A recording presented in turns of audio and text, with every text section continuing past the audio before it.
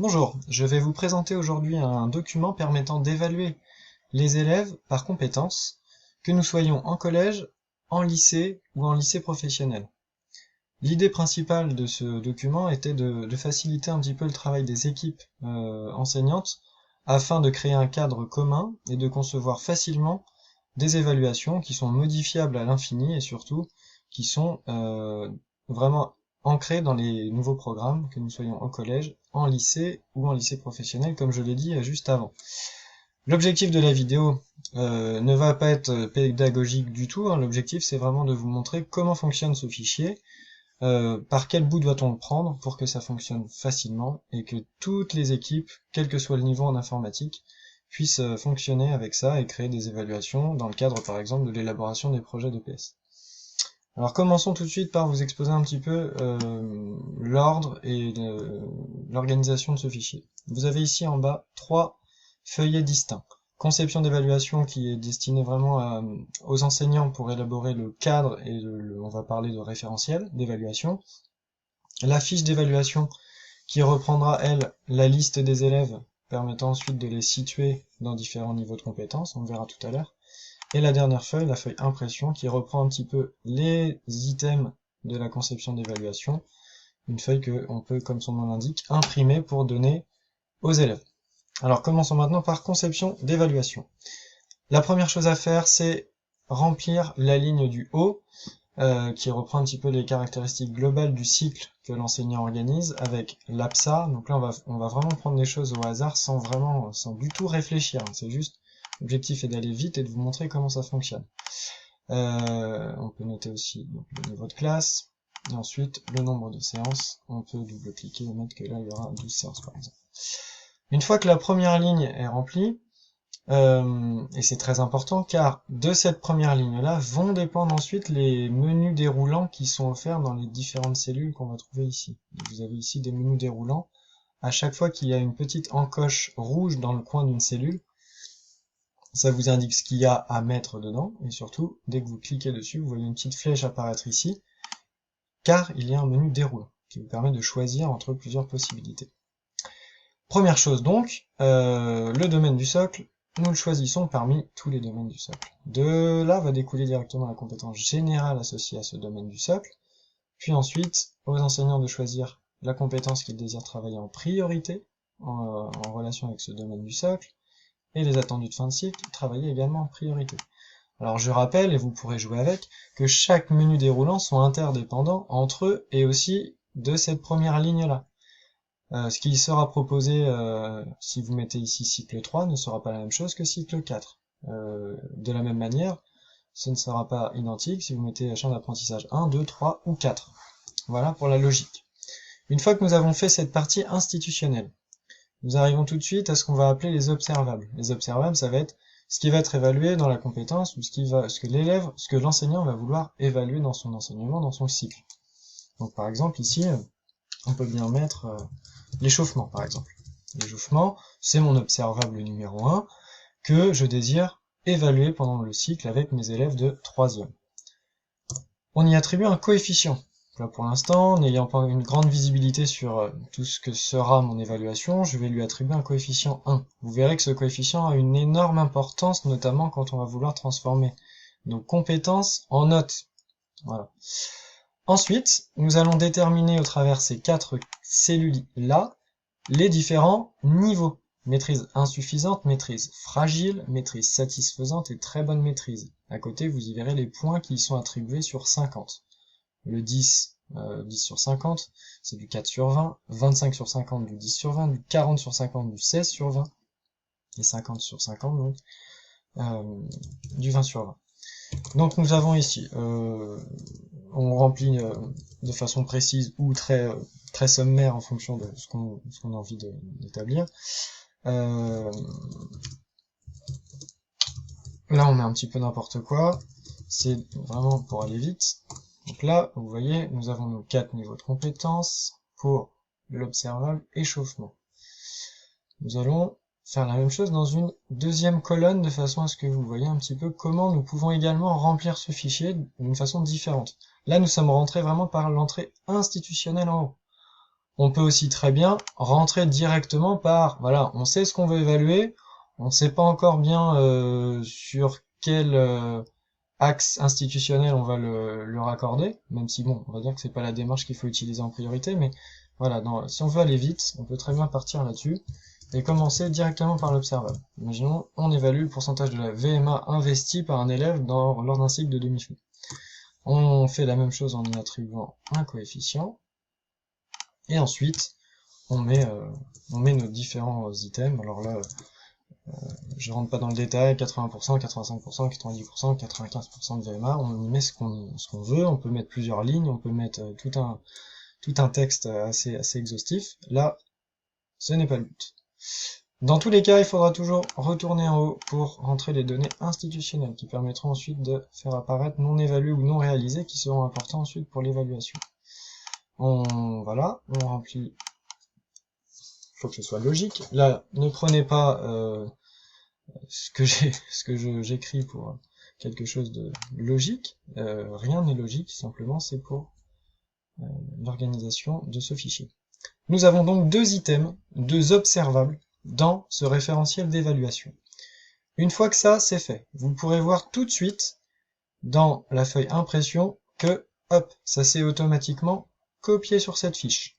Alors on peut imaginer jusqu'à 3, 4, 5 observables grand maximum, pour pas rentrer dans une usine à gaz, qu'on peut proposer aux élèves. C'est faisable d'en mettre jusqu'à 10, mais après, d'un point de vue pédagogique, ça n'a pas forcément un énorme intérêt, mais sachez que vous avez la place et les possibilités d'évaluer jusqu'à 10 observables différents. Donc cette feuille-là, éventuellement, elle peut être utilisée, évidemment, pour l'imprimer et la présenter aux élèves. Présenter vraiment ce sur quoi ils vont être évalués durant le cycle. Passons ensuite à la deuxième fiche. Fiche évaluation. Donc c'est là où vraiment tout va être important, et c'est là où tout va se passer en termes de notes par rapport aux élèves. Première chose à effectuer, alors vous voyez qu'en haut, on reprend l'activité, la classe. Ici, on peut y ajouter, il y a une encoche rouge pour dire qu'on peut y ajouter la classe. Donc là, je sais pas, la 3e D par exemple. Voilà. Puis ensuite, première chose à faire, rentrer le nom et les prénoms des élèves. Donc là, vous prenez votre petit carnet ou votre petit fichier Excel, selon, et vous recopiez ou vous copiez-collez vos noms et prénoms dans la classe.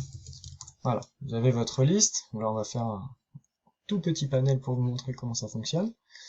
Et vous pouvez ensuite commencer à évaluer vos élèves.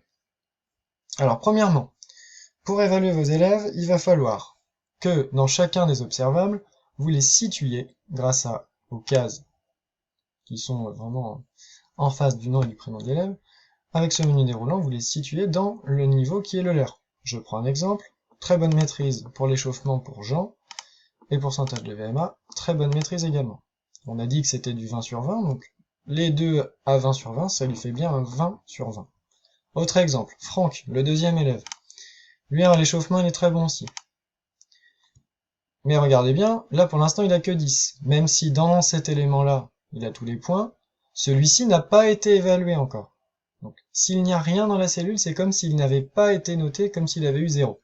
Donc pensez à mettre quelque chose dans cet élément-là pour qu'il soit évalué. Ici, forcément, il aura 20, mais s'il n'a réellement pas pu faire cette évaluation, je prends l'exemple d'une dispense, d'une absence ou quelque chose, vous mettez non évalué. Le non évalué par rapport à une case vide, c'est que ça ne prendra pas cet observable en compte. Donc là, il aura quand même 20 sur 20 en n'ayant été évalué que sur un seul observable, celui de l'échauffement. Non évalué, c'est la fonction d'éviter les zéros dans les cases. Vous avez également un non réalisé, dans le cas d'un refus de pratiquer ou autre raison. Le non réalisé, lui par contre, c'est le 0. Mais là c'est écrit vraiment blanc sur noir, en l'occurrence, pour dire voilà, l'élève n'a pas réalisé son évaluation volontairement, voilà pourquoi ça lui apporte 0 point dans cet élément-là, dans cet observable-là. Troisième exemple, on va voir un petit peu autrement. Maîtrise insuffisante pour José à l'échauffement, et une autre maîtrise insuffisante, comme je vous l'ai dit tout à l'heure, ça fait du 4 sur 20. Donc si on mixe les deux avec une très bonne maîtrise, par exemple, ça fera la moyenne des deux. Moyenne des deux, qu'on va pouvoir ensuite ajuster en fonction de ce qu'on désire mettre en avant dans notre évaluation. Je vous parlais tout à l'heure des coefficients. Donc, parlons des coefficients. Là, nous avons deux coefficients. Si on veut changer les coefficients, c'est très simple, il faut retourner dans la fiche conception d'éval. Et ici, par exemple, on désire mettre en avant plutôt le pourcentage de VM1. Donc on lui attribue par exemple un coefficient 2. On retourne dans notre fiche éval.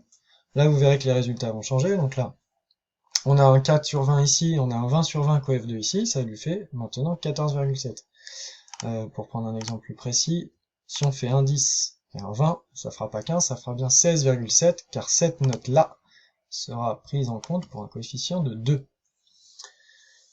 Voilà pour l'organisation générale. Donc ensuite on fait ça pour tous nos élèves, pour éventuellement tous nos observables que nous souhaitons évaluer, et ensuite, en fonction de l'établissement dans lequel nous sommes, soit nous attribuons le niveau moyen en termes de très bonne maîtrise, maîtrise satisfaisante, etc. Soit nous sommes encore sur les notes, et les notes qui figurent ici sont simplement une pondération par rapport aux différents coefficients et aux différents niveaux que les élèves obtiennent, en partant toujours du principe que ils ont soit 4, soit 10, soit 16 ou soit 20. Certes, les fourchettes sont importantes, mais c'est l'avantage et ou l'inconvénient de l'évaluation par compétence, où il faut vraiment les mettre dans des fourchettes relativement larges. Voilà. Pour l'organisation générale de ce fichier. Maintenant, à savoir, important de savoir différentes choses avant de l'utiliser pour le faire fonctionner de façon optimale.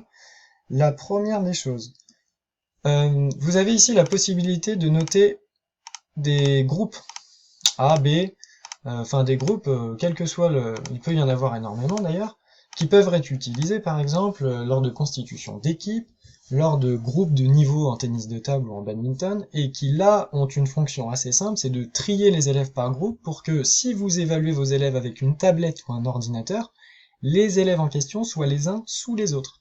Exemple, je veux que Jean et Laure soient dans le groupe A. Je suis devant la table ou le terrain de ce groupe A. J'aimerais bien qu'ils soient les uns sous les autres pour ne pas avoir à observer et à regarder dans la liste et perdre du temps pour qu'ils soient l'un avec l'autre. Donc là c'est relativement simple, il va falloir qu'on trie. Ici, on appuie sur la flèche et on fait un tri de A à Z. Pof. Là ça ne marche pas.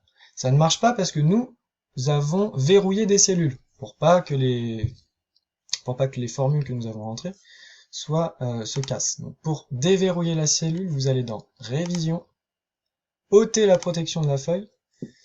Là il y a un code, mais sur le site académique il n'y en a pas. Et ensuite la feuille est déverrouillée. Il ne vous reste plus ensuite qu'à aller dans le groupe, trier de A à Z. Et là vous avez vos deux élèves en groupe A qui sont ensemble, les élèves en groupe B, les élèves en groupe C, etc. Ça vous permet donc de les avoir les uns sous les autres. Voilà, ça c'est la première subtilité, la possibilité de trier les élèves dans une évaluation. Deuxième chose à savoir, et qui est également importante. Si vous êtes dans une évaluation, vous remplissez ici les niveaux de maîtrise de chacun des élèves et vous vous rendez compte que votre barème ne tient pas la route. Imaginons ici mon très bonne maîtrise, je voudrais pas que ce soit 95% de la VMA, je voudrais que ce soit 100. Dans quel cas je change. Je vais dans conception d'éval, je change ici, je mets 100, sauf que, vous retournez dans la fiche éval, et bien là ici ça n'a pas changé, nous avons toujours le 95. Et le problème qui se pose, c'est qu'en plus de ne pas avoir changé, c'est que ça lui met 0 sur 20 à cet élève-là. Là, Jean, il a 0 sur 20 dans cet élève-là, même si on le voit en vert foncé, regardez sa note, il a 6,7. Donc là, il faudra retourner dans le menu déroulant, et lui mettre le nouveau très bonne maîtrise 100, le nouveau niveau de maîtrise très satisfaisant, pour qu'il ait une note qui s'est réactualisée. Donc ça, c'est un petit frein du fichier, mais il faut le connaître. Dernière chose, lorsque vous voudrez changer votre évaluation pour une autre classe, une autre activité, etc., vous allez tous vouloir faire ça. On sélectionne tout, on appuie sur Sup, sauf que ça bloque parce qu'il y a des cellules qui sont verrouillées. Pour y arriver, il n'y a qu'une seule solution, c'est soit on prend que les textes un par un, voilà. Donc si vous sélectionnez que les parties texte, ça va le faire, sans problème. Et ça vous permet ensuite, les coefficients ça pose pas de problème, ça vous permet ensuite de recréer un référentiel pour une autre activité. Voilà, j'espère avoir été suffisamment clair. Les documents sont disponibles sur le site académique EPS Poitiers. Merci.